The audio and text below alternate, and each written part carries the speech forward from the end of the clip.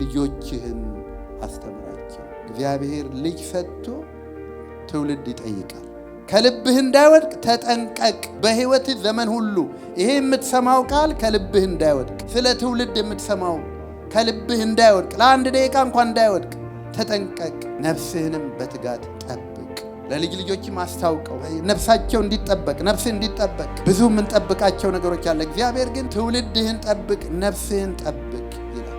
የእግዚአብሔር የልብ ጥማት ጄኔሬሽን ነው። እግዚአብሔር እንደዚህ ነው። አንድ ልጅ ይሰጥህና ትውልድ ይጠይቃል። አንድ ልጅ ካሳደገ ሰው ትውልድ ያገኛል። ስትቀመጥ፣ በመንገድ ስትሄድ፣ ስትተኛ፣ ስትነሳም ተጫወተው። ምንድን ነው የሚጫወተው? የእግዚአብሔርን ፐርፐዝ፣ የእግዚአብሔርን ፈቃድ፣ የእግዚአብሔርን ሐሳብ፣ እግዚአብሔር ለምን በምድር እንደፈጠራቸው፣ የሚኖሩበት ምክንያት ምን እንደሆነ